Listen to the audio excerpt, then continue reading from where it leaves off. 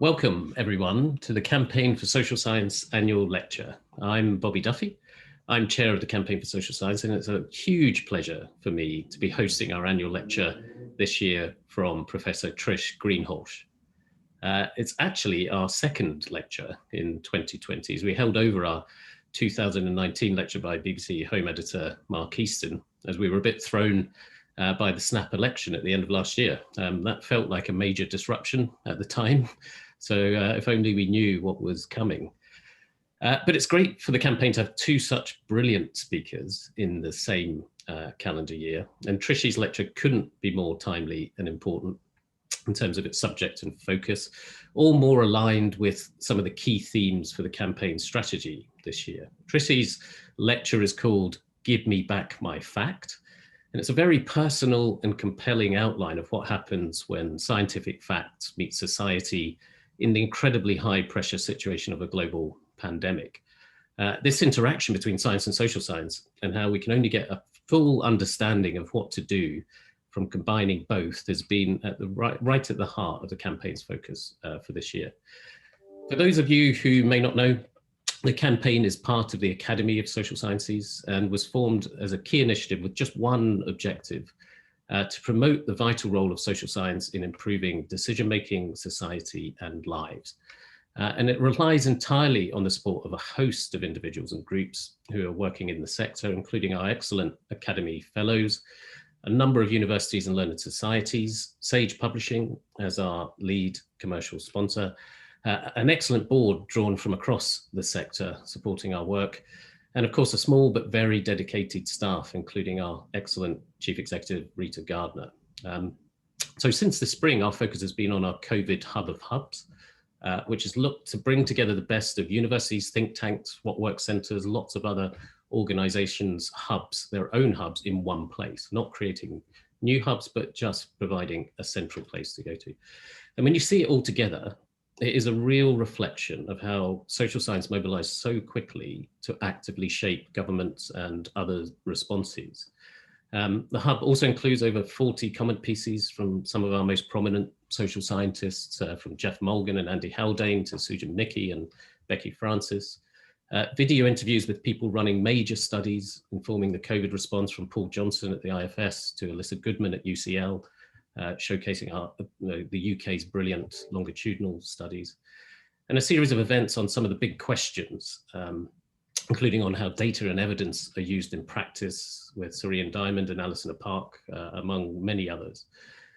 We've posted a link in the chat to the Hub. Do keep an eye on it for now, but also into 2021, where we have another ambitious program for next year.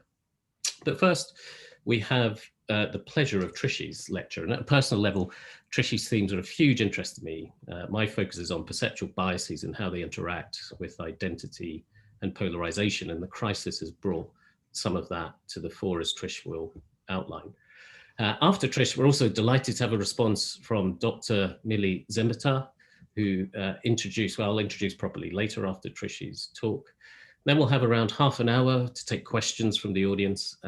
Do get in early though, using the Q&A functions. There are a lot of attendees still coming in, so early submission is best, and we will do our best to get through as many as possible. And do tweet as we go through. The hashtag is just campaign lecture 20.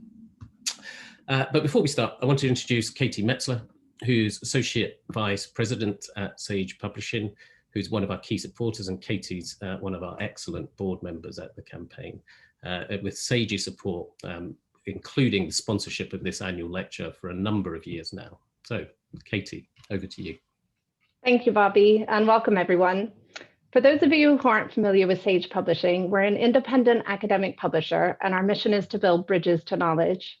One of the ways that we aim to do that is through events like this one and others we've run in partnership with the campaign that are free and open to everyone, and that discuss key issues facing society and the role of the social sciences in helping us to understand and tackle those issues. And if there was ever a year with issues, 2020 is it. I think I speak for most of us when I say that it's not a year that I would return to willingly. It's been a year of fear, uncertainty, and for far too many, of profound grief. But 2020 is also the year that the global scientific community came together to deliver an extraordinary scientific achievement, the development of a highly effective vaccine for COVID produced in under 12 months. It's also the year the US president said that thing about bleach, while we all educated ourselves on our numbers and exponential growth. It's a year where misinformation has been rife, but also the year that 270 million people around the globe read articles published by The Conversation, a news website where all of the articles are written by academics. This year, our TVs and newspapers have been filled with academic experts, helping us to understand what's happening around us. Epidemiologists, virologists, and public health experts, but also social scientists, like Professor Stephen Reischer, who's emerged as an authoritative voice in the debates over lockdown policies in the UK. When SAGE released the book Stephen Reischer co-edited on the psychology of COVID-19, called Together Apart, for free on the website Social Science Space, it was downloaded 50,000 times. And over 2,500 people registered for tonight's lecture. And I think what all of this tells us is that in an age of memes and misinformation, and in a time of crisis and uncertainty, there's a huge countering hunger for information that's serious, in-depth, and produced by, yes, experts. And we have two such experts here with us tonight. And the topic of tonight's lecture and the speakers we have joining us couldn't be more perfect, because together they represent something that's become abundantly clear through this pandemic, which is that a pandemic, like so many of the other really big and pressing issues facing us, such as structural racism or climate change, are not just problems to be faced by one discipline or sector alone. Of course, a global pandemic is a medical crisis, but there's a big difference between developing a vaccine and vaccination, and that difference is fundamentally social. This year, our social world has been reshaped, and recovery from this pandemic will require disciplines to work together, and the social sciences are essential to this effort. This is evidenced by the fact that 20% of all of the National Science Foundation funding on COVID went to social science research, and why the Economic and Social Research Council in the UK has funded over 170 projects on COVID. I think there's no doubt that as a result of the events of 2020, the research agenda of social scientists will change profoundly. And as awful as this year has been, it does feel like there is a huge opportunity here for the whole to become greater than the sum of its parts, and for us to work together across disciplines and sectors so that specialists can bring their expertise and insight together, not just to cope with the current crisis, but to help promote a regrowth of culture, society, and economy in ways that enable future generations to flourish. As an academic publisher committed to the dissemination of high-quality social science research, we at SAGE take our role in supporting this effort really seriously. And that's why we're so delighted to be bringing this event to you alongside the campaign. So thank you all for coming, and I'll hand back to Bobby to introduce you to our keynote speaker. Thank you, Katie, that was great. So we all want to get on swiftly to hear from Trish, so I won't give a long introduction to her incredible career. We were just talking before the session there about, Trish was telling us about a lecture in Japan she gave where the host read out all 27 pages of her full academic CV, and I won't do that right now. But just to say, Trish is a professor of primary care health sciences and fellow of Green Templeton College at University of Oxford.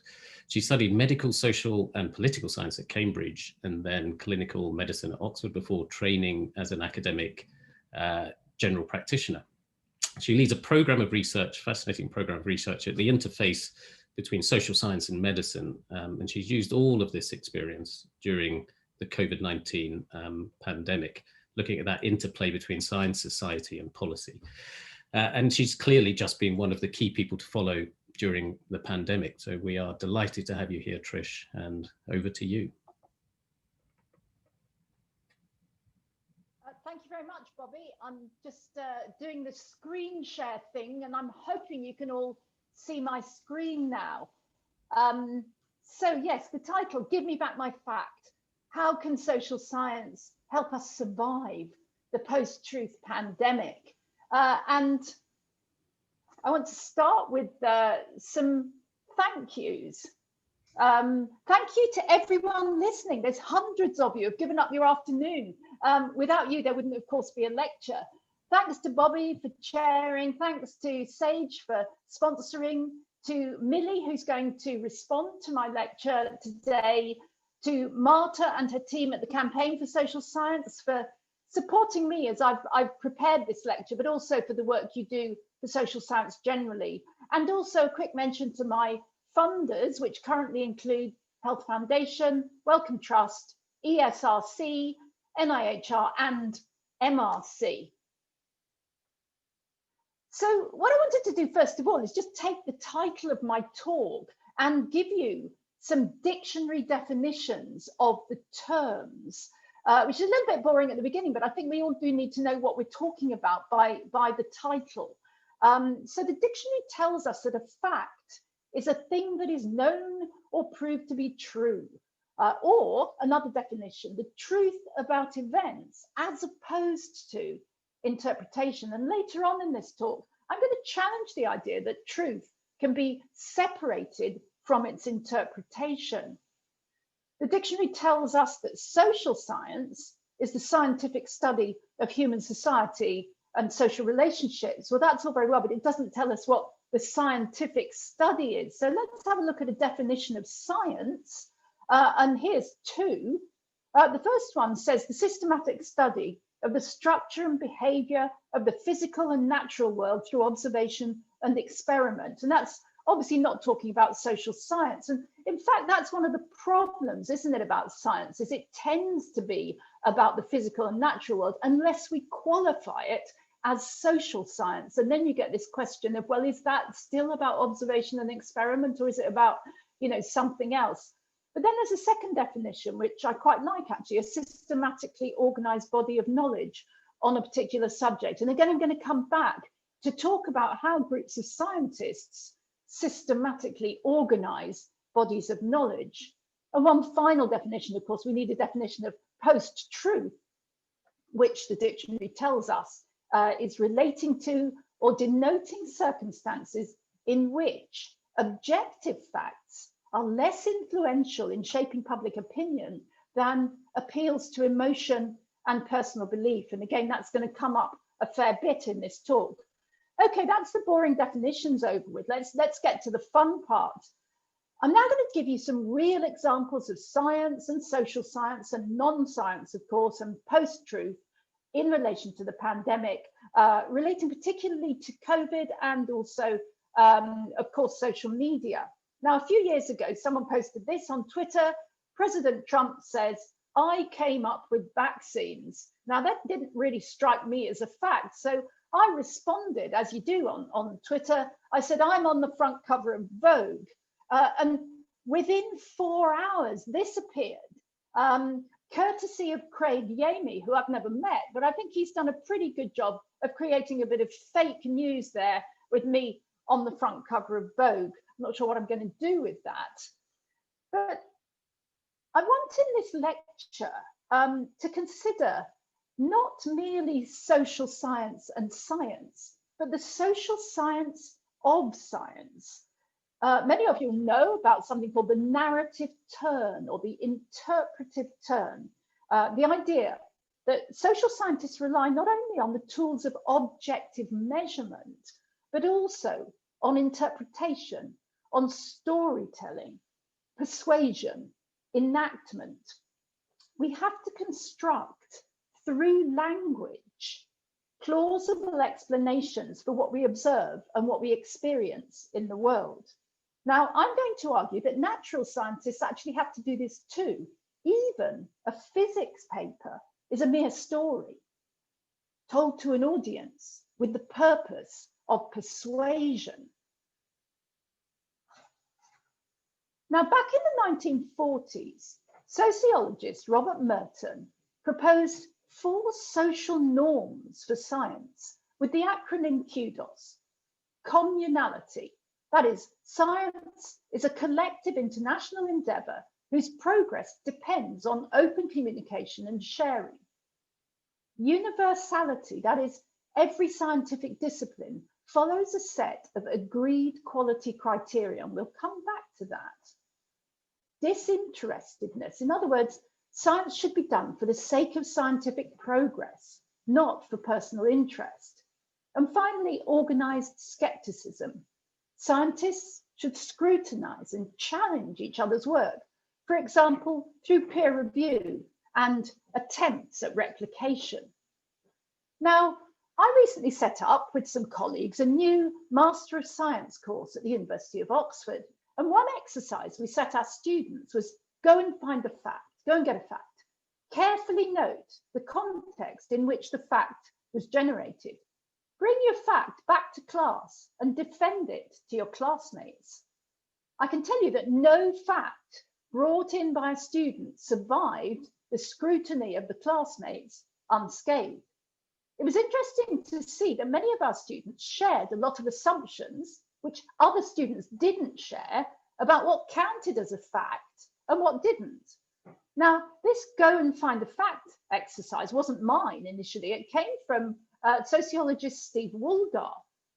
And a few years earlier, Steve Woolgar worked with the philosopher of science, Bruno Latour, to produce this book called Laboratory Life.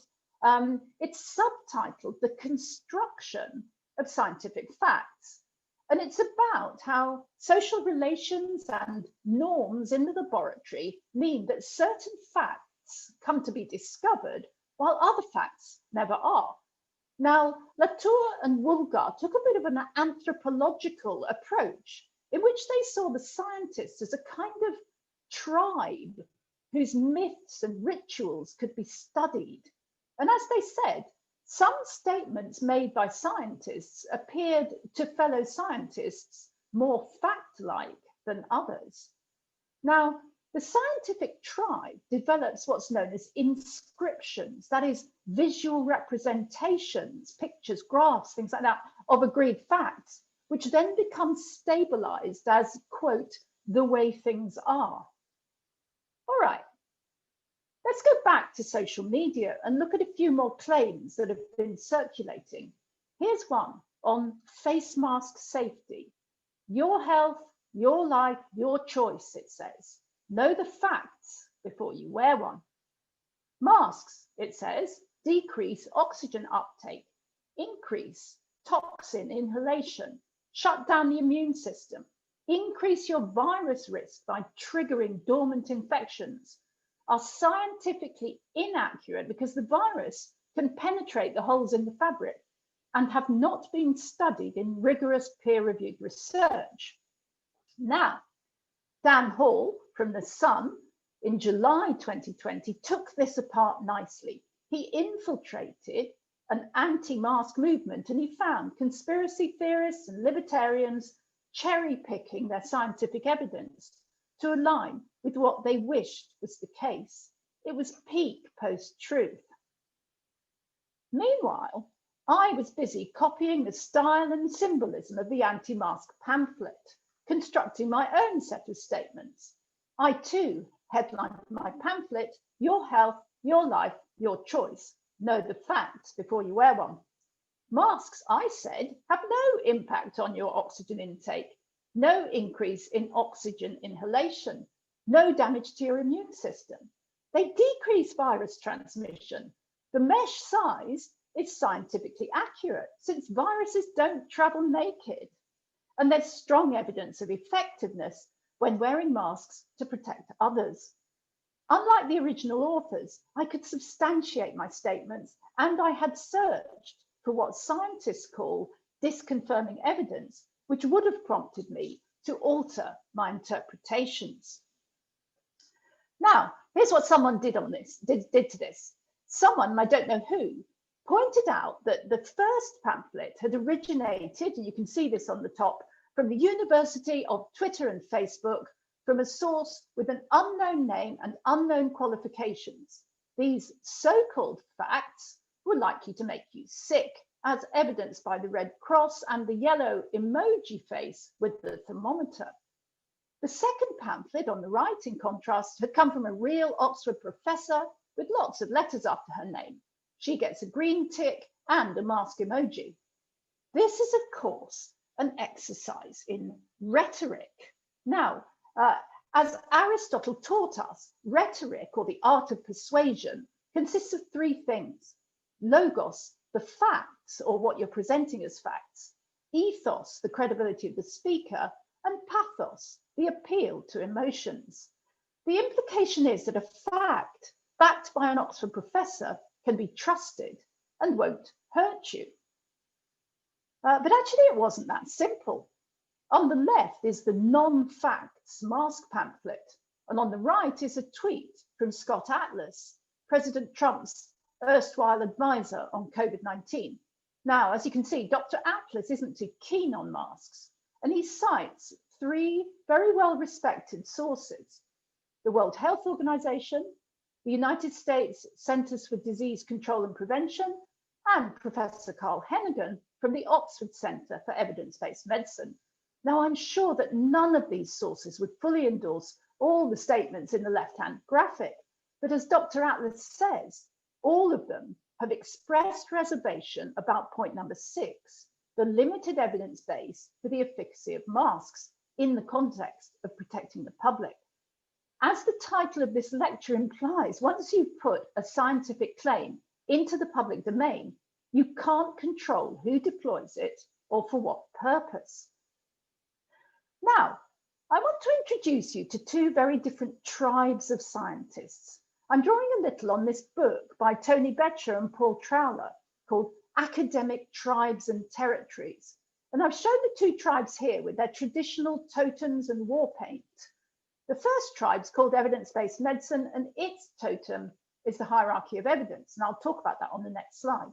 The second tribe is one I've called pragmatic public health, and its totem is the multifaceted real-world case study, illustrated here with this wonderful graphic from a Health Foundation report on domestic violence.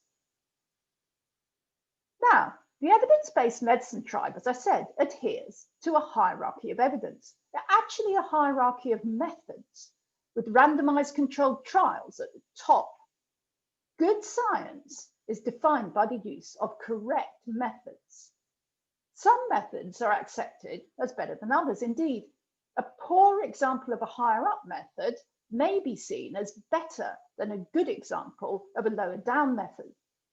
It is a deeply held myth among most members of this tribe that if participants are randomized in an experiment, that's good science, and if they're not, it's less good science. Now, here's an example of science produced by the evidence-based medicine tribe. Jefferson and Hennigan identified randomized trials of masks for preventing respiratory infections. They used a checklist called a risk of bias tool. You can see it down the side on the right-hand side of this slide. Each research study they looked at got a score according to how biased they judged it to be. Now, using quality standards that were culturally agreed among their tribe, Jefferson and Hennigan concluded that there was no good evidence for the efficacy of masks. They placed non-randomized trial evidence, everything below the red in their hierarchy of evidence, in a metaphorical trash can. Because this tribe ranks by method, they didn't even have to look at any other kinds of research, and thus was born the fact that there was no evidence that masks work. Now, let's have another look at Dr. Atlas's tweet. I think you can see what's happened here. It wasn't, I think, that the evidence-based medicine tribe was deliberately trying to mislead. But for reasons I'm going on to explain, I do believe that their assumptions did not serve them well in this particular example of constructing a fact. And that is why their fact, in inverted commas, found its way into a tweet that was subsequently removed by Twitter as fake news. And I think this is an extraordinary piece of social drama to befall a supposedly world-leading centre of evidence-based medicine. The ways of doing science that I've depicted rather provocatively as tribal totems and rituals were described by the philosopher Thomas Kuhn in his book, The Structure of Scientific Revolutions. Now, Kuhn called these approaches paradigms, meaning a set of assumptions and beliefs shared by a group of scientists about what the important questions are and how they should be tackled. When you're working within those assumptions, said Kuhn, you're doing the systematic puzzle solving of normal science. And Kuhn in turn was drawing on Wittgenstein, who had referred to the railway tracks of science, the discourses and belief systems along which you drive your train. Now, as Kuhn observed, paradigms don't merely constrain our thinking, they enable us to think. It's only when we have a shared model of reality, shared assumptions about what is and isn't good science, that we can have the kind of discussion that advances our scientific field. Or as Susan Lee Starr said, the very definition of an academic discipline is a commitment to engage in disagreements. You will note that the evidence-based medicine tribe rarely enters into dialogue with other tribes. They largely consider them irrelevant, but they spend a lot of time arguing about and refining their own hierarchy of evidence and their risk of bias tools. Now let's look at a different tribe. It too has totems and rituals. And since I myself identify with this tribe, I'm going to find it more difficult to be critical of it. This tribe holds passionately to the belief that there is no universally applicable hierarchy of evidence, though some methods may be more or less fit for purpose. Good science is defined by this tribe as the use of multiple methods, adaptively and pragmatically, and also ethically and democratically, to build a nuanced narrative of what has happened in a particular real-world case study and why. Theory is assumed to be at least as important as method. As Ken Judge put it, strong theory, flexible methods. The narrative, say the pragmatic public health specialists, needs to make sense and be plausible to the natives. Now, in pragmatic public health, a lot of additional evidence gets brought to the table. Studies that are ignored by the evidence-based medicine tribe become salient. For example, sneeze videos in which the unmasked person is shown to emit huge turbulent clouds of respiratory droplets and airborne particles.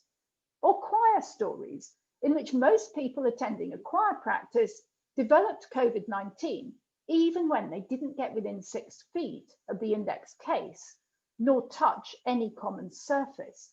Now, these pieces of evidence taken in isolation are not proof that masks work, but they demand a scientific explanation and they add to the overall picture. The same goes for natural experiments around the world. Christian Leffler's study of COVID mortality, country by country, in the days after the first documented case in each country, showed that the countries which introduced mandated or widespread voluntary masking by 30 days, the blue and orange lines on this graph, had orders of magnitude fewer deaths than countries which delayed introducing masks beyond 100 days. Again, not in itself proofs that masks work, but pretty good evidence that they don't kill you. Now let's go back to social media. In 280 characters, the evidence-based medicine narrative is summed up by Professor Paul Glasziou. In his interpretation of the facts, based on the sparse literature from randomized controlled trials, the evidence that masks protect anyone is weak, and he is minded to speculate about multiple possible harms, including the question of risk compensation. For example, if you wear a mask, you'll think you're protected, so you won't bother washing your hands. The pragmatic public health narrative is summed up by Professor K.K. Cheng, who brings a much wider menu of facts to the table and concludes that there's strong evidence of benefit and even stronger evidence of no serious harm. Incidentally, Professor Glasziou's comments about harms of masks were not borne out. A review by Teresa Marto's team showed that risk compensation doesn't occur. In fact, wearing masks is associated with increased compliance with other preventive measures. Furthermore, video analysis of thousands of people walking past subway cameras shows that the ones wearing masks touch their faces less than the ones not wearing masks. Okay, so back in March 2020, seems a long time ago now, I got together with some other members of the Pragmatic Public Health Tribe, and we wrote this article for the British Medical Journal. We argued, as pragmatists do, for the precautionary principle. We said we don't have 100% proof that masks work yet, but let's act pragmatically on the basis of the numerous facts which point in the direction of a positive benefit-harm balance. Now, our paper didn't initially have much impact. It was another 3 months before Public Health England introduced a recommendation to wear a face covering in crowded public places. What did happen immediately was a massive social media backlash against me. These screenshots are taken from websites which have been set up for the purpose of attacking both my academic papers and also my character. The first one depicts me as a bit of a bull in a china shop, leading a charge to make face masks mandatory. Incidentally, I've never said they should be mandatory. And I'm also accused of decimating other people's arguments. The criticism in the top quote is that I am too sure that I'm right. The author of the second quote, which relates to the same publication, I think, calls me the milk curdler. And his problem is that I'm too circumspect. He thinks I'm not sure enough that I'm right. You'll note that neither of these critics engages with the substance of my arguments. Now, the anti-mask lobby managed to gate crash a Zoom lecture I was giving recently at Green Templeton College in Oxford, just as I'd loaded up my opening slide. And before I'd even said anything, an audience member presenting as a white male posted this friendly message in the chat. I am a piece of excrement. I am a sheep. I am seeking to introduce a new world order. Be assured, I am using this material as data and I'm writing academic papers about it. But actually, I got off lightly. One of my PhD students, Helena Marie van der Westhuizen, she also published a paper on masks in the British Medical Journal. She put out a tweet to tell people about it.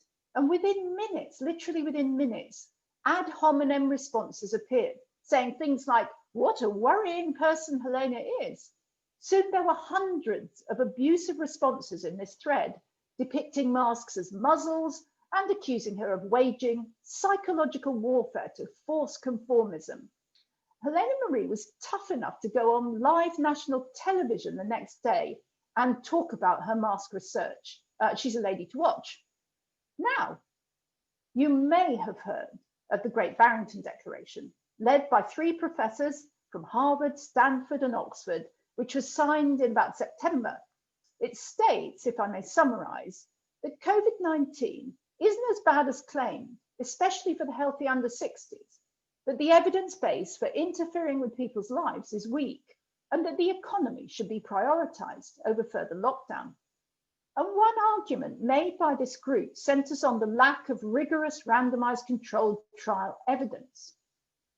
There's another declaration out there, the John Snow Memorandum, to which I'm a signatory, which brings in mechanistic and case study evidence and also evidence from ethics and political philosophy to argue the opposite, that COVID-19 is serious and sometimes deadly, that all citizens count, and that the best way to save the economy is to address public health, and that we all need to make compromises for the sake of society.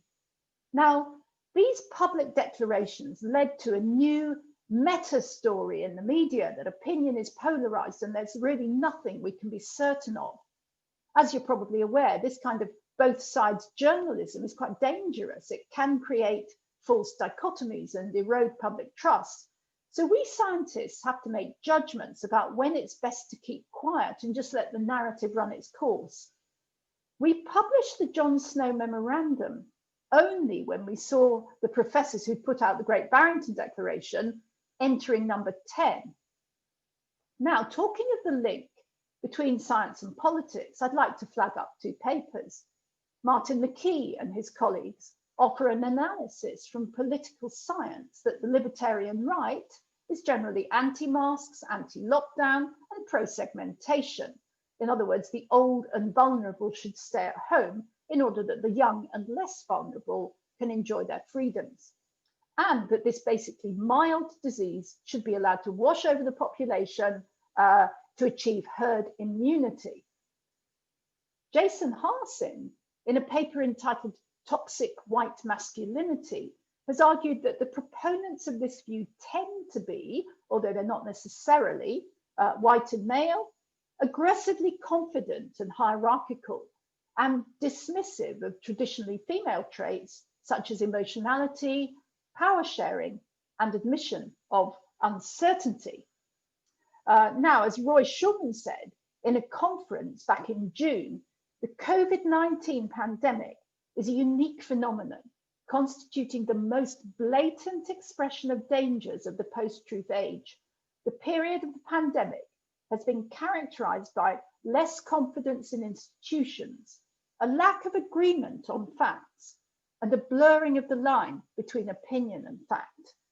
The pandemic, he says, intensified the need of citizens to find certainty, but they've tended to find it in comfortable facts, in inverted commas, from institutions and entities they regard as trustworthy and that are consistent with opinions that they already espouse. Now, this time last year, we scientists liked to cite the apocryphal facts that half of all scientific papers are never read, 90% are never cited, and that it takes an average of 17 years to bridge the research practice gap. But in 2020, things flipped the other way. As soon as we had uploaded a preliminary version of our paper on a preprint server, it would immediately be grabbed by journalists, some of whom were very reputable and some of whom weren't. It would be circulated on platforms that we didn't even know existed and used in ways we'd never imagined. COVID-19 has already changed fundamentally and perhaps forever how academic findings are generated, reported, disseminated, and shared with the public.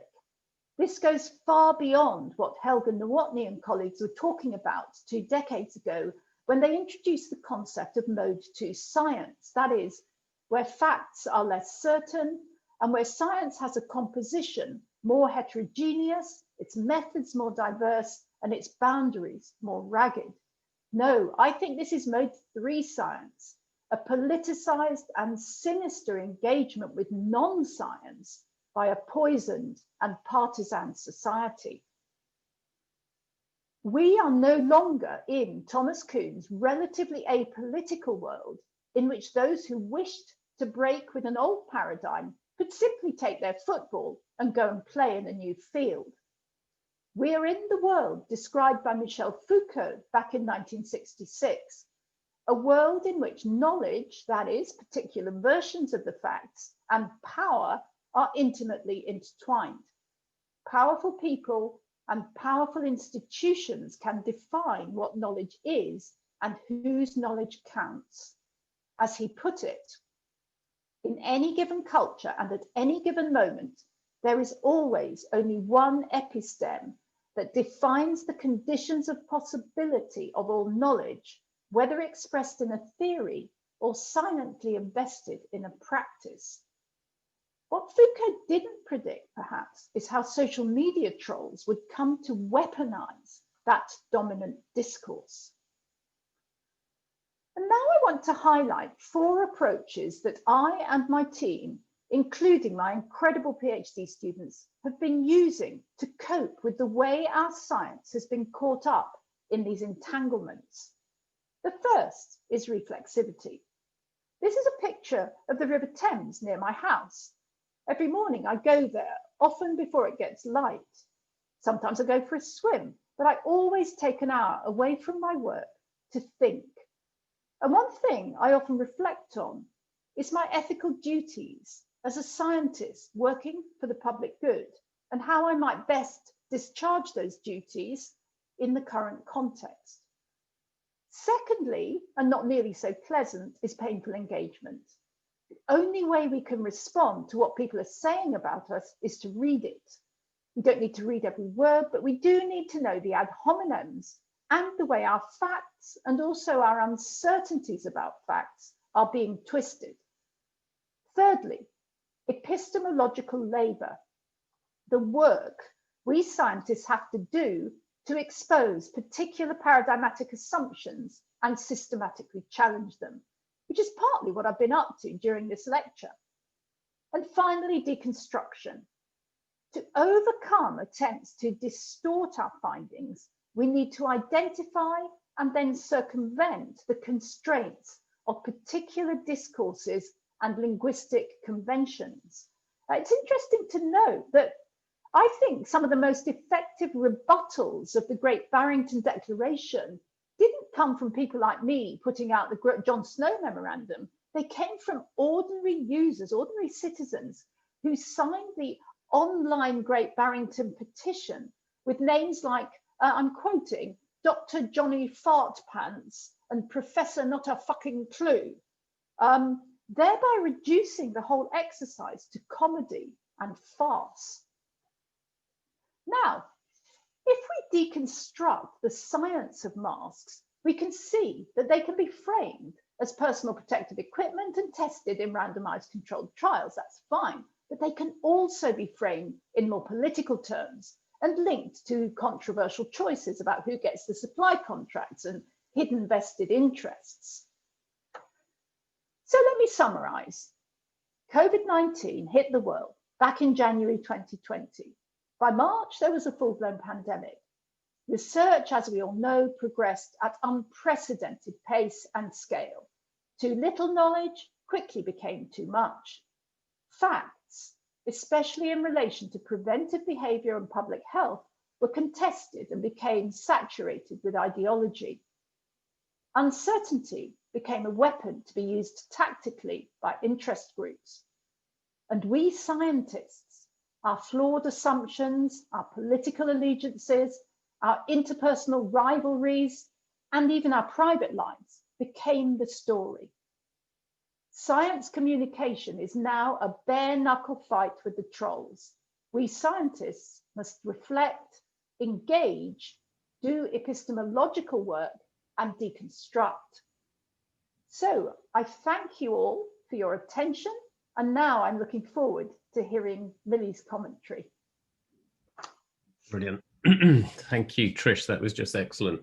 So rich, so much to take in, and a great basis for further discussion. So just on that, just do remember to submit your questions through the Q&A function, and we'll get to as many as we can, although we've already had the best one, I think, which was whether we can get your Vogue cover onto a set of face masks, Trish. I think that's a great idea. We should do that. But now, before we get onto your questions, I'm really delighted to welcome Dr. Millie Zimeta, who is Head of Public Policy at the Open Data Institute and has previously been Senior Policy Advisor at the Royal Society and Programme Manager at the Alan Turing Institute. And Millie's going to expand on some of the themes raised by Trish and making those vital connections to how we understand and use our data. Over to you, Millie. Oh, you're muted, Millie. There we are. Oh, you're still muted. Is that working? Great, okay. So I'm just going to try to share my screen so that you can see the presentation. Perfect. And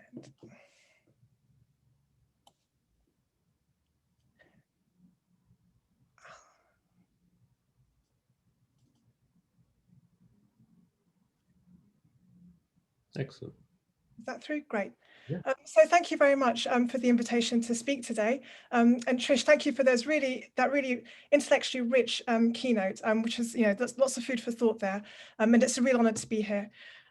So what I thought I'd do in my response is maybe reflect on some of Trish's comments about the kind of the mode 2 science or the tribe 2, and think about whether there's any ways to develop resilience and robustness in the face of the challenges that Trish outlined coming from mode 3 science, that highly politicized, polarized, emotive, and perhaps not very collaborative kind of domain that we sometimes find ourselves in.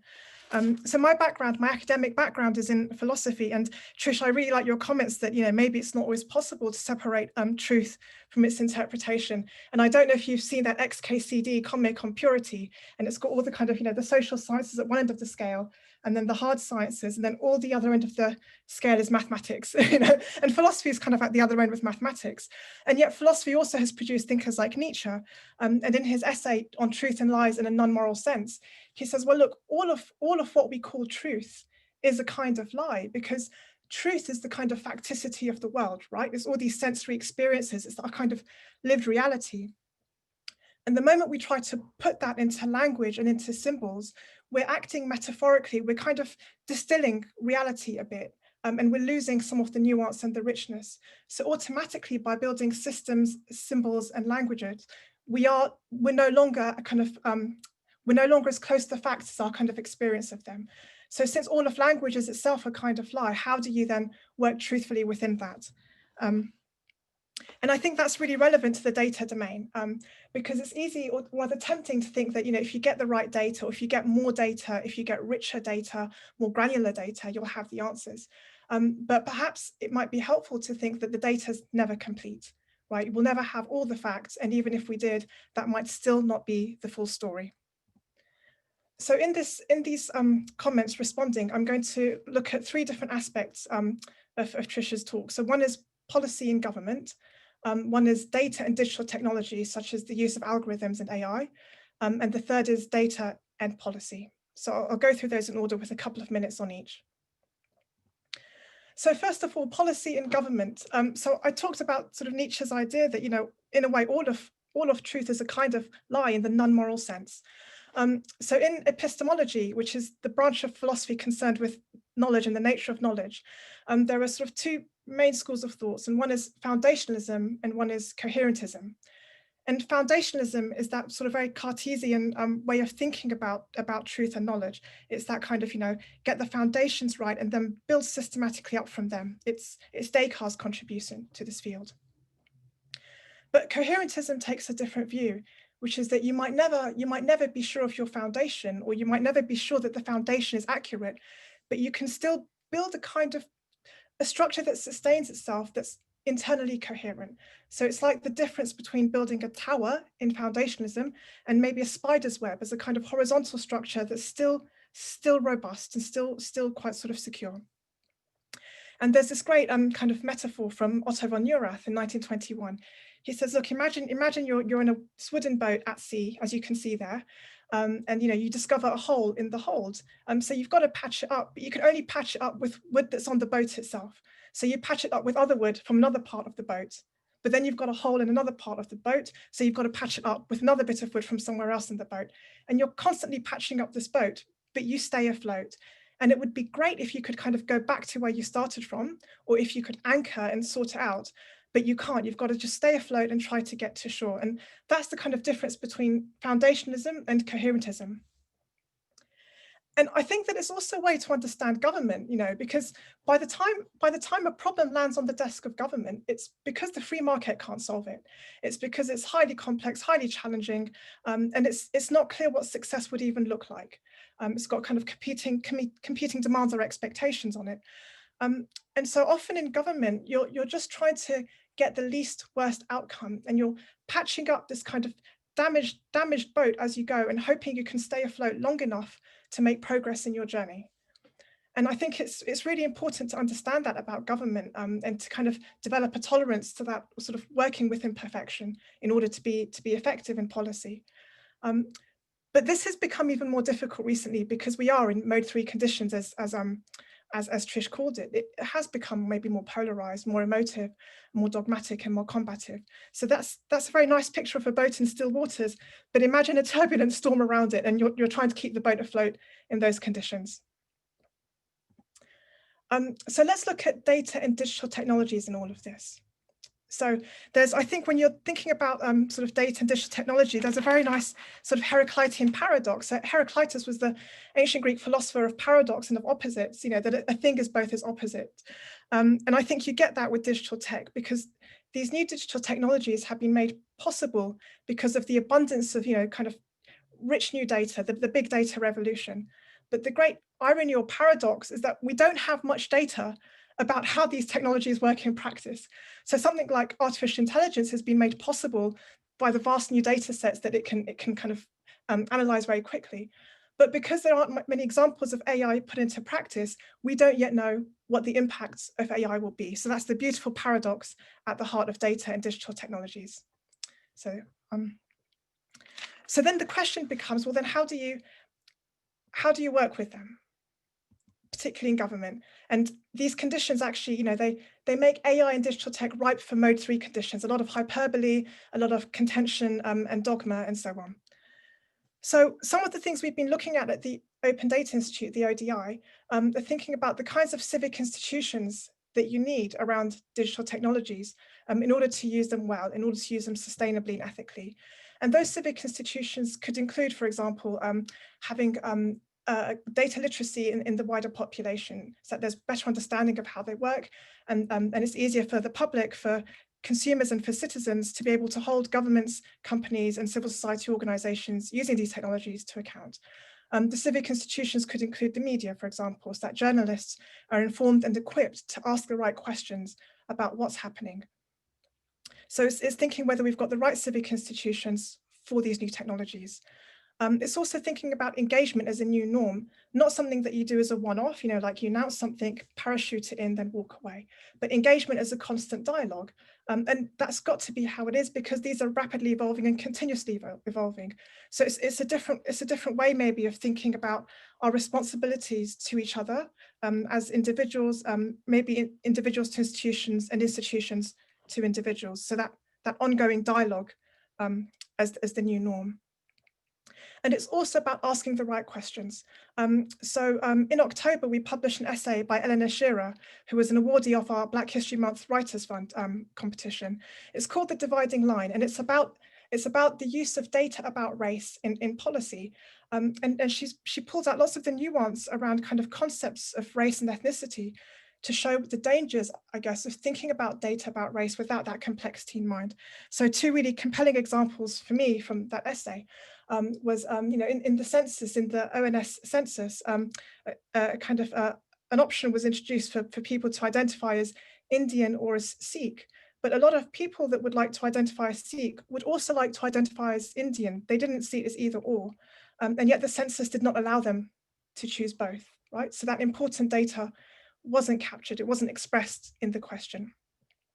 Or again, thinking about the difference between self-identifying race and perceived race. And it's what matters in something like, rates of arrest is the perceived race of a person and not how they identify themselves.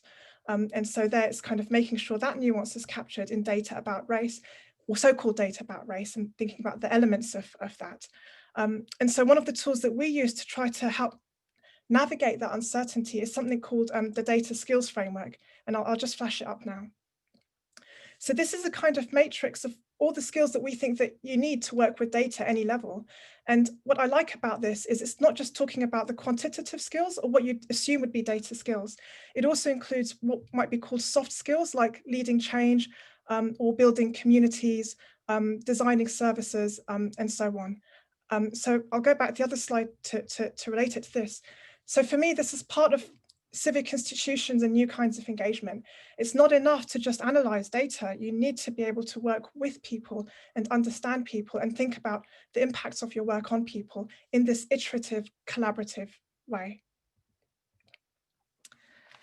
So finally, I'll speak briefly to data and policy. And this is another area that's quite rich with contradiction and tension.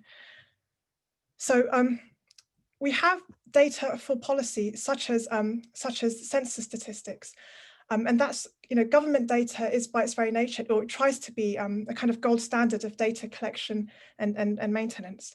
But it would not have been fit for purpose in pandemic response, because then we needed something quite rapid, even if imperfect, or it might need data from the private sector. So for example, the use of mobile phone data, location data, to be able to map in real time people's mobility in towns or in regions, to kind of look at, to think about the impacts of lockdowns or think about planning transport for key workers. So have we got the right data to be making these decisions? And it's also thinking about whether our policies about data are fit for purpose. So we have regulations such as the GDPR, which is about your individual data rights, but that doesn't consider things like group rights around data. Or maybe when I think about biometric data, so my biometric data is about me, but it's also about my family. If you've got my biometric data, you can infer or extrapolate things about people I'm related to. And so the notion of data ownership is perhaps not the right concept anymore. So maybe our policies about data and data use aren't fit for purpose potentially.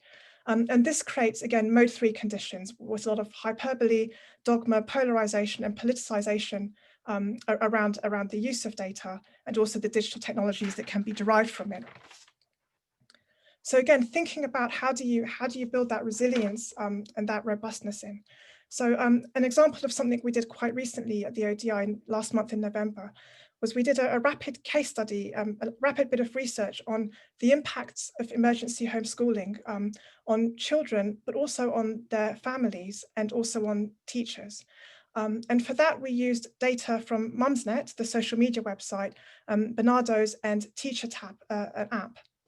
And what was interesting was our report came out on the same day as the Ofsted sort of monthly report on children's educational attainment in lockdown, in the pandemic. Theirs was more kind of, I guess I'd call it robust, because it's government data and it's got a very kind of rigorous methodology. But what was, I think, valuable about our work was we were working in a rapid, real-time way with granular data that allowed us to speak to the multidimensional aspect, not just kind of children's education attainment, but parents' mental health, for example. And when we were thinking about this piece of work, we had to ask ourselves, well, it might not meet the standards of, say, an academic paper that's gone through peer review, or the kind of data government collects itself for its own policy making. But then so we know that it might not be perfect, but what are the consequences of not doing this research? So we had to ask a different ethical question. So instead of asking, what about if we get it wrong? We had to ask maybe, what are the costs of not doing it? And we had to think about the people who wouldn't be helped by it, for example, or the fact that we wouldn't have an evidence base to help policymakers who in the future might want to work with social media data, or might need to do a kind of rapid response, real-time analysis in a live emergency. And again, a tool that we use there is the ODI Data Ethics Canvas, which is just a set of questions to encourage reflective, kind of collaborative and reflective thinking about a data project to help map unknown unknowns. So I guess in conclusion, the point I'd like to make is I think that maybe if we think about what Trish was calling mode 3 science as a kind of hankering for foundationalism again, so you're in this boat in the middle of the sea and it's very stormy, and maybe you're thinking, well, if only I had an anchor, if only I had a foundation, if only I could go back to the shore. But maybe that's not practical or not possible, and maybe you just need to think, well, I'm in mode 2. We're in the ship and it's in the middle of the sea. I just need to make sure that the ship is watertight, and work with that resilience, robustness, and the new kind of tools around that, just to keep the ship afloat for a bit longer. Thank you.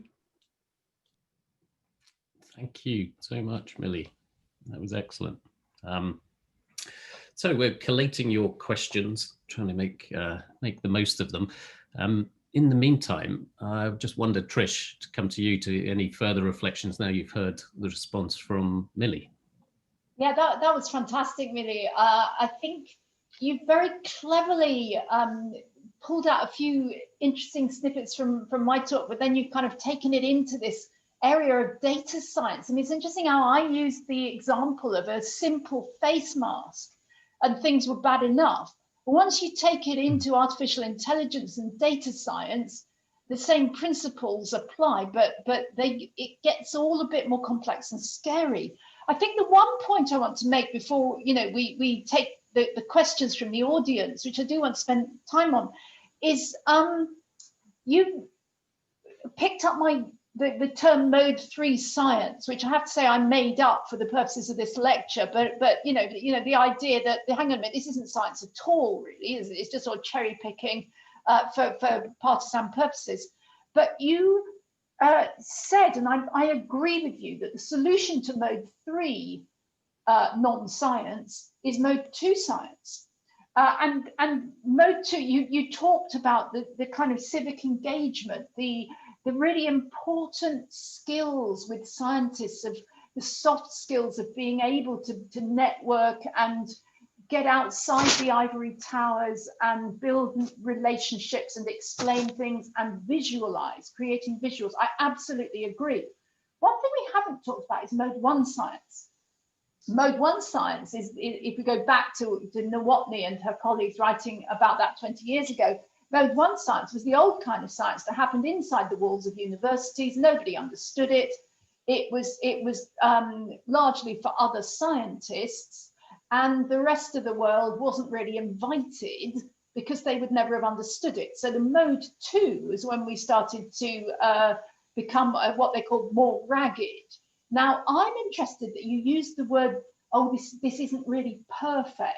It's not perfect.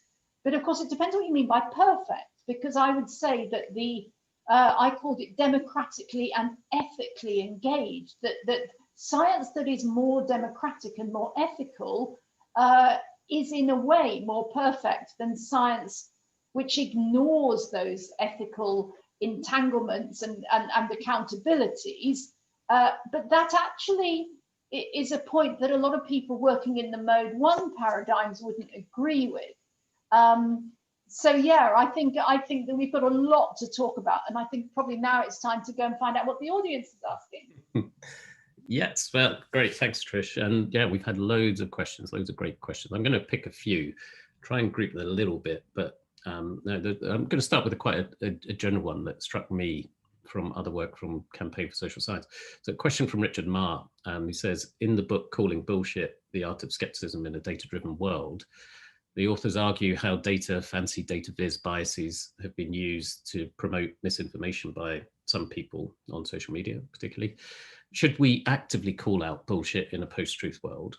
And how should we do this safely and in a dignified manner? And it's sort of the reason it relates to your point about epistemological labor, I think, Trish, and it also relates to Jonathan Portis wrote a great piece for our early on in our comment series about exactly that, about that hard labor of challenging assumptions and bad research. And I kind of just to reflect a bit more on that would be really interesting.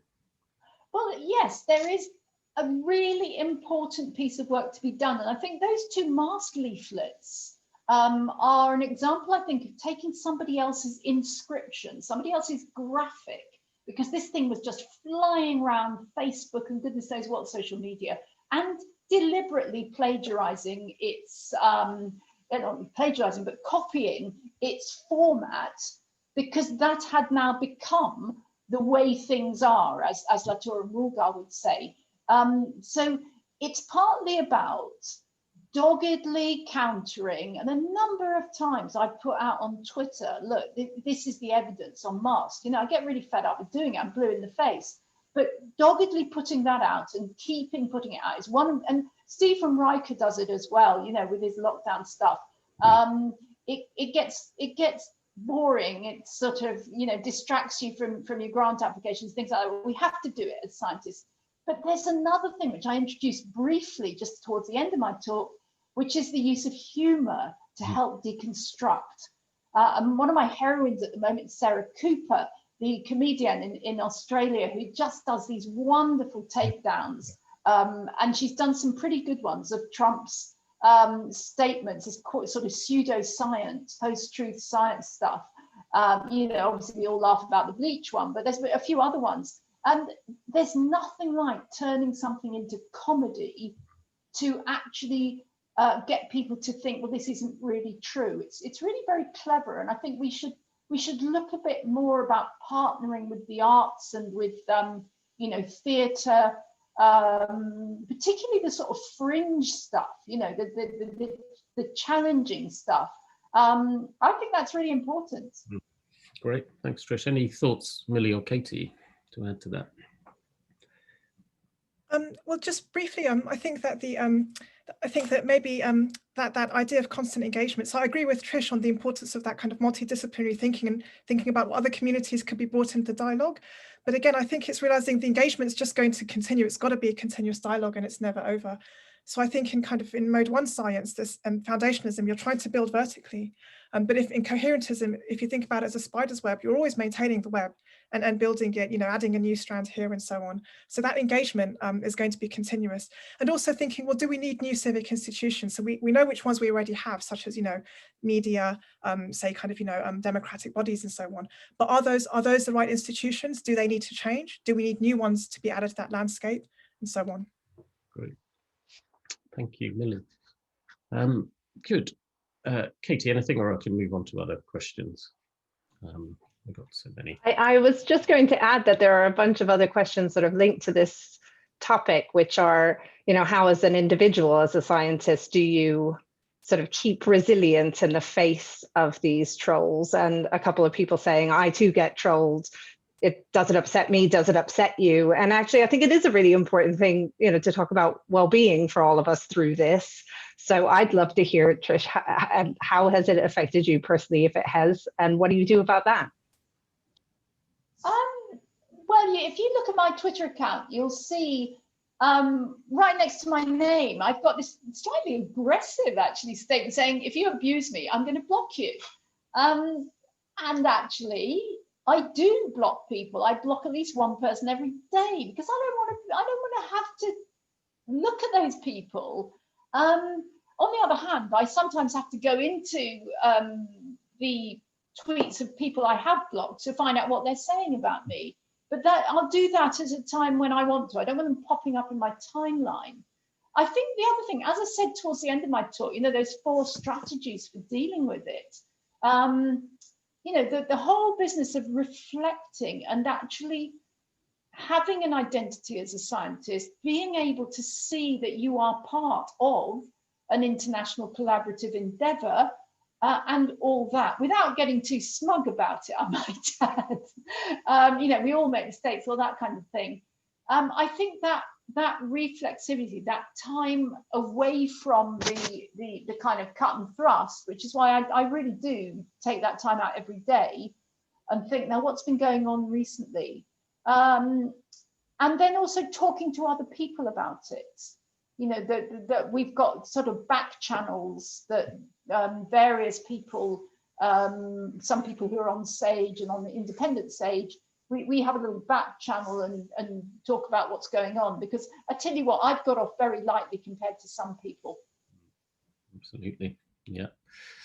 So sort of building on that theme, I mean, there's a few questions that ask for your kind of assessment of how different sectors or institutions have done throughout the pandemic. And there's one very broad one, which the questioner recognises is very broad, about how has the media done in the UK in this during the crisis. But I'm interested in your thoughts on what the media have done well and less well, in an overall view of that. And on that point of Sage, question asking, have scientists and physicians allowed themselves to be sucked into this politicised arena with Sage and independent Sage, or is that just unavoidable, I guess, in these sort of high pressure situations? It'd be good to just reflect on that. And worth saying, we don't mean Sage Publishing.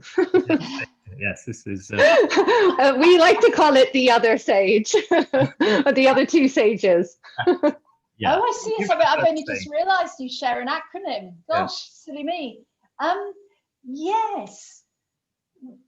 As I said in my talk, there have been some absolutely outstanding investigative journalists who I think have contributed hugely to co-constructing this science. And that's partly because some people who write as journalists and are outstanding journalists are also trained social scientists. I'm thinking of people like Zimeta, who I believe has a professorship at one of the universities in America. I may have that wrong, but she's certainly a very highly trained social scientist, but she's also an investigative journalist. So, when you're wearing those 2 hats, that's brilliant. But why have those journalists done so well? And I think it's because in a crisis, things happen very quickly. There's a lot of uncertainty. And one of the things that we have to do as a society is make sense of events and place them in context. And the most powerful and the most efficient tool that we have for making sense of events and happenings is narrative. And guess who's good at storytelling is journalists. Yeah. So people who, I mean, Seth Abramson calls it curatorial journalism, where you get little bits of information from all over the place and put them all together to build a story. And of course, you can do that well or badly, but the people who've done it well, you know, Ed Yong is another one. There are, I'm thinking of international ones. I'm sure I could think of some British journalists as well, but you know, this is an international challenge, isn't it?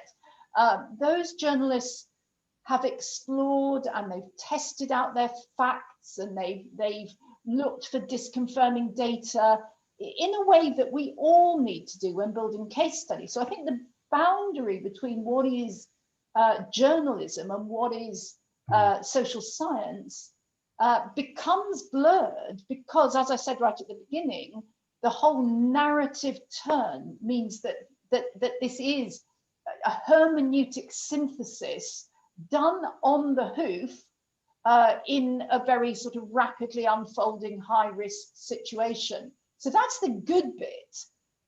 The less good bit is that some of the people who are bound up with the post-truth movement are also journalists, and they have their own vested interests. So you've got the full spectrum there. The question of whether scientists can remain separate and pure from that, my own view is no, they cannot. Whether or not you're a social scientist like me, or whether you are a you know, the vaccine scientists, for example, or the epidemiological modelers is another good example. They could not remain separate from the facts because they were sucked into the story, and the scientists became the story, and you just can't sit separate from that. Yeah. Yeah. No, really good points. Anything from Millie or Katie? We've got some other questions, group of questions coming up, if not. Just really briefly, I think what's been interesting about the kind of the media coverage during the pandemic is it's not been restricted to national borders. So because of the internet, you can access news reports from anywhere in the world as long as you can read that language. And I think what that's done is it's kind of, it's put pressure on governments. The social contract in each country has been tested in relation to every other country simultaneously and you know, in real time. And I think that's also put pressure on journalists as a global community in terms of the quality and the kind of, you know, the speed of their reporting, but also more opportunities to collaborate and work across national kind of borders. So again, back to the point of that kind of civic institutions, do we have the right institutions that we need for the way that technology and digital technologies are going to change the ways in which we relate to each other? At the moment, the kind of, you know, the big internet, the technology companies, you know, how could they be regulated, or how could they be supported to do more in the public service when you're thinking across national borders and not just at a kind of, you know, country level? Yeah, absolutely a key challenge. Okay, so we got, I mean, your tribe 1 and 2 grouping, Trish, has really taken hold with people, which is good. So a couple of questions related to that. Is there evidence that tribe 1, this is from the Political Studies Association, is there evidence that tribe 1 dominates in the public arena? And if so, what does tribe 2 need to do? And then a more, well, one with a Frankie Goes to Hollywood reference, which is good for people of my generation. You know, two tribes, how can the two tribes engage and work together more effectively for better healthcare research and decision making, noting the famous Frankie Goes to Hollywood song, Two Tribes, because when two tribes go to war, one is all that you can score. Well, it's interesting, isn't it? To what extent does the evidence-based medicine tribe control resources? To what extent do they control the dialogue and the narrative, etc., etc.? I think we'd be here till midnight because I think, you know, you can frame it one way or the other. Certainly, many of us social scientists who also work in healthcare have had the experience of putting in a theory-driven grant application to have it turned down because someone's saying, well, you used the wrong method. because our hierarchy says you should have done a trial. But on the other hand, as Warren Pierce has been saying on Twitter, he said, look, the EBM community really isn't that naive anymore. They're not that limited. And I would agree with him, absolutely, that what I've presented to you is, if you like, some Weberian ideal types to which some people conform very closely, and others within that group are more amenable to a bit of dialogue. And I have actually picked examples of individuals within those tribes who are particularly good examples of that ideal type, shall we say. But there would be other people who would say, you know, I'm a professor of evidence-based medicine and I would not endorse the kind of views that you're depicting. But, you know, I've been deliberately provocative, but I also do believe that these tribes still exist, the ideal types still exist, and they are both useful because they help us to think, but they can be damaging when they start to constrain our thinking. And I think actually it's probably worth throwing in a third tribe that I'm beginning to collaborate with and having a lot of fun. When I was a kid, I was always going and playing in other people's gardens. You know, I never wanted to be in my own garden. My mum used to have to come and get me. Well, the garden I'm playing in at the moment is with the aerosol scientists. You know, those people who are into the sort of ventilation and temperature and humidity and particularly airflow. And they do these studies of where the air conditioning sends the currents of air. Yep. So you could, and indeed it crossed my mind that I could put those in as a third tribe in this lecture. So I think, don't think of it as just, you know, A versus B, because actually there's multiple different tribes out there. Susan Mickey's got a good tribe as well, the behavioural science tribe. You could go on. But yes, I still do think they're quite useful conceptually. Very good. Millie or Katie, anything on the tribes? I'd just say that I think people can change tribe, because I spent the first half of my career in tribe 1 as an academic philosopher, and now I'm in tribe 2.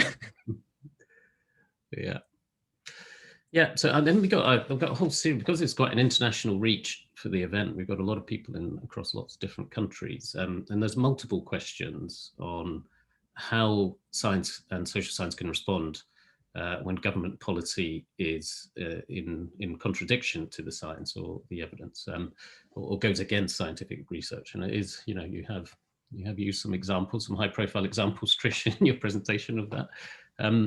What is the response? It's those 4 elements of the hard work of this, I guess. Well, I think those 4 elements were mainly survival strategies for us as individual scientists. Right. Quite what science does when government, shall we say, or policy, national policy, goes right against the science. I have to say, I'm very interested in looking at what's happening in America. What did the CDC do? There is a question around who, if anyone, was, shall we say, tweaking, I won't say censoring, what was going up on the CDC's website about, for example, the mode of transmission of COVID, and what was driving that, and how did the CDC react? Or you look at Anthony Fauci, you know, who is trying his best to be apolitical. Should he confront and say the president actually is talking through his hat, or should he take a more kind of conciliatory role and just do it all with his body language? I don't know the answer to that. I think this is, there isn't a hard and fast answer to it, but certainly as a scientist, I think you have to, there is a point at which you have to say, I'm seriously uncomfortable here. I'm not going to go along with that.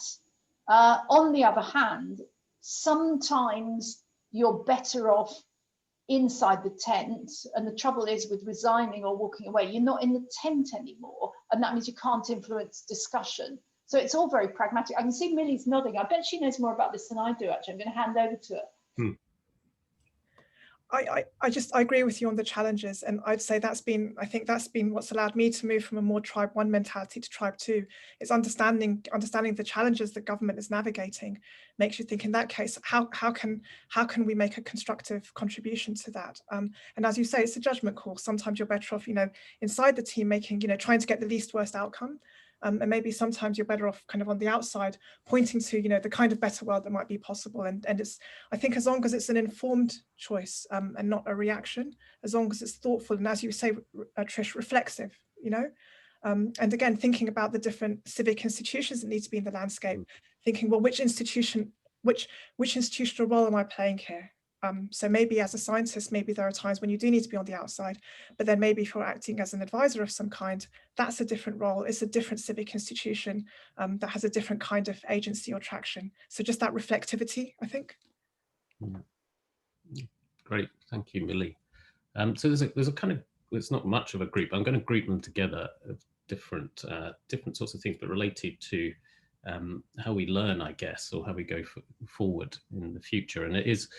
So I'm interested in both of these sorts of strands of that. So one of the questions, another of your frameworks that people really focused on and has helped, is the mode 1 to 3 type distinction. So are universities who still prioritize mode 1 single author type research outputs able to change to those types of more relational institutions, or is that going to become outmoded over time? And people are interested in whether you're going to write more about mode 3, Trish, which would be interesting to me. I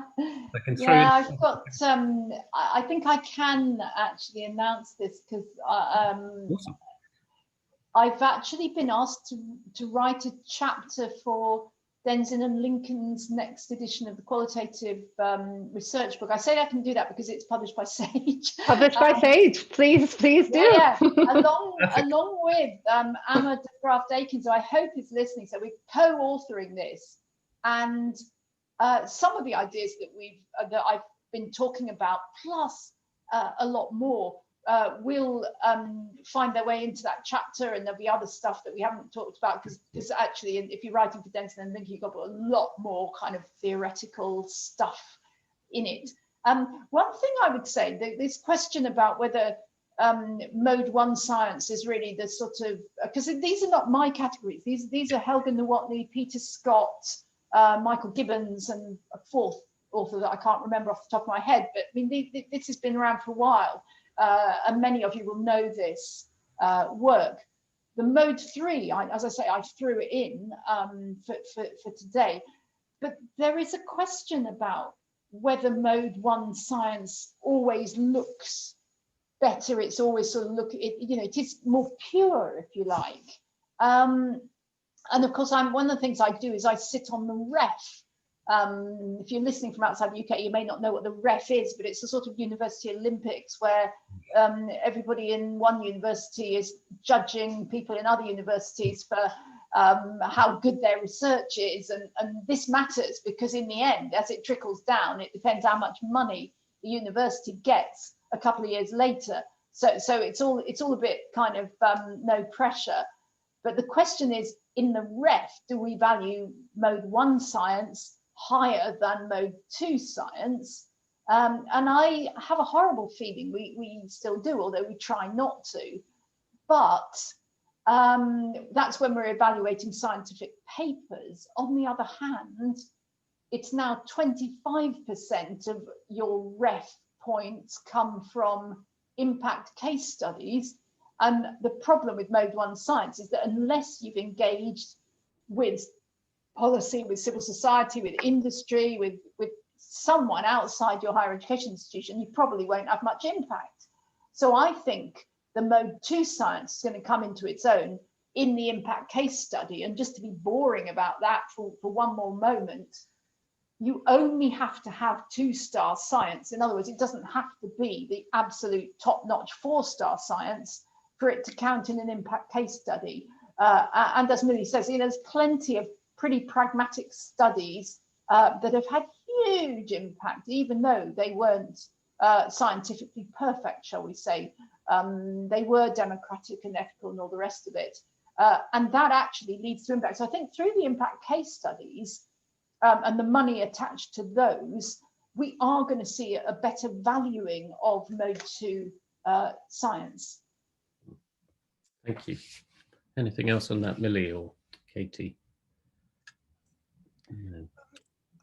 I might just add briefly that I think it'll be interesting to see what the emergence of data science as a discipline has on this, because data science is intrinsically interdisciplinary, multidisciplinary, and some of the potential impact case studies from it are really high impact, you know, and so whether that will, and it's also quite rapid in its development. So I wonder whether that might also change the dynamics of research and application or implementation of research and the kinds of skills that are valued when working in an interdisciplinary team as an interdisciplinary researcher or analyst.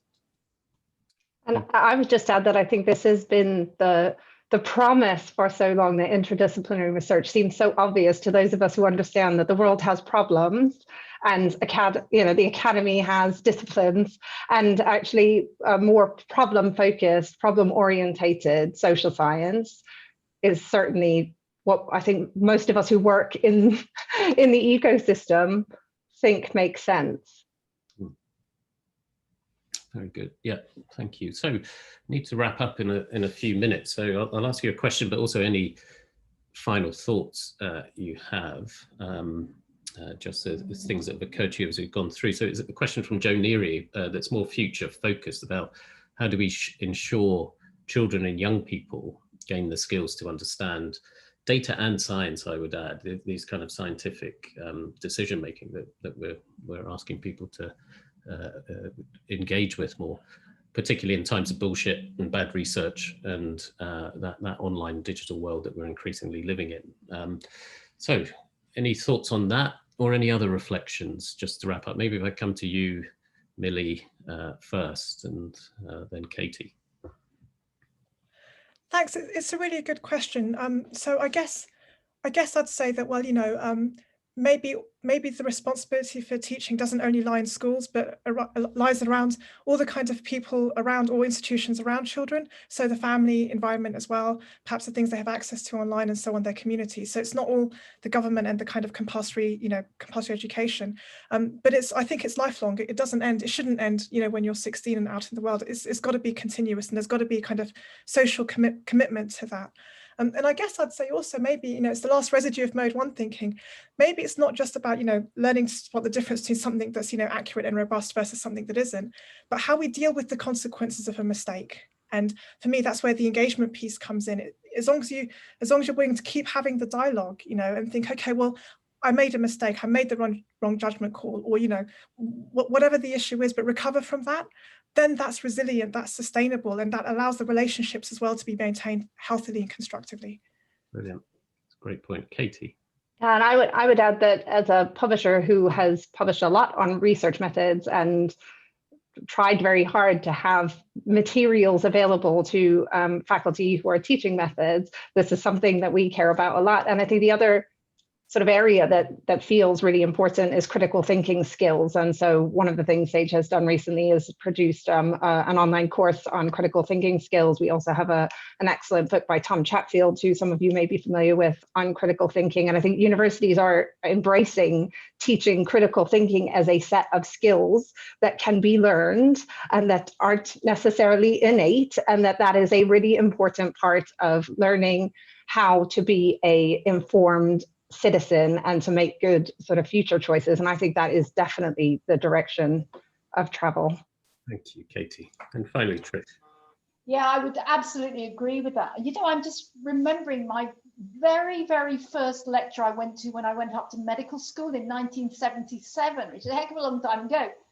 And I can't remember the name of the professor who stood up there, but he said, now for the next 6 years, you guys are going to be learning a lot of facts about medicine.